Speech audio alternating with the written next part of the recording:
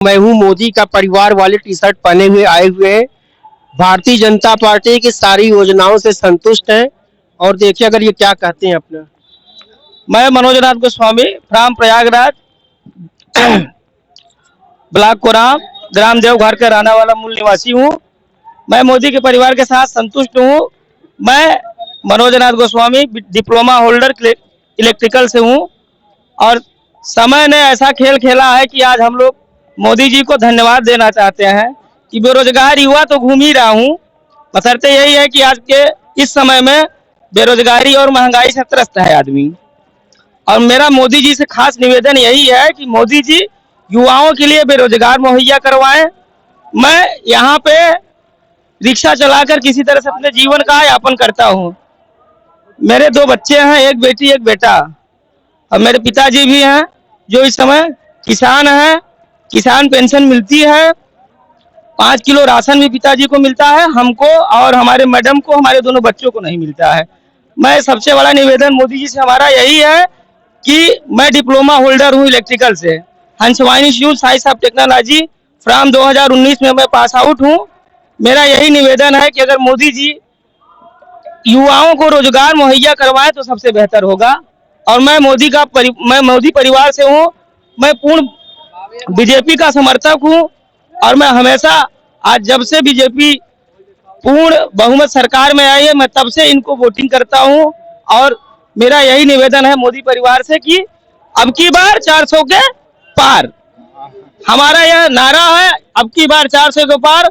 लेकिन हमारा जो निवेदन है जन सुविधाई के लिए कि मैं सबसे बड़ा हमारा कष्टदायक है कि मैं बेरोजगार हूँ, यहाँ पर भाड़े से रिक्शा चलाता हूँ और मैं जीवन यापन कर रहा हूँ। सबसे बड़ा कष्ट यही है कि पढ़ा लिखा व्यक्ति रिक्शा चलाए, ठेला चलाए, ये सबसे बड़ी अहम प्रॉब्लम है।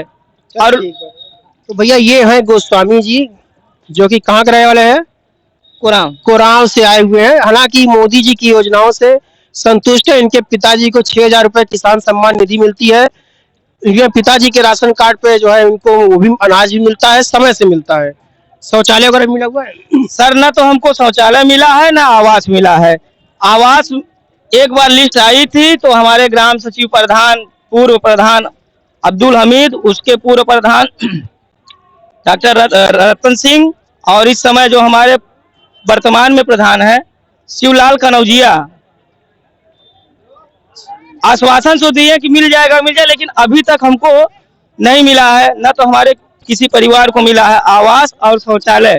कच्चे मकान में रहता हूं सर, और हमारा निवेदन है कि कम से कम पक्की छत मिल जाए तो बहुत मोदी जी का आभार रहेगा। मजदूरी या रिक्शा चालक किसी तरह से जीवन यापन तो चल जाएगा, लेकिन कम से कम एक घर तो होना जरूरी है। इनकी एक मांग ये भी है कि भैया इनका जो लिस्ट में नाम रहता है, 3 राजनीतिक कारणों से इनका नाम कट गया। हालांकि इनके अनुसार ये कच्चे मकान में रहते हैं। मोदी जी की योजना से काफी हद तक संतुष्ट है, लेकिन अब बेरोजगारी से तो त्रस्त है। हालांकि ये समस्या सबकी बनी हुई है। भैया हम आपके साथ हैं गोस्वामी जी।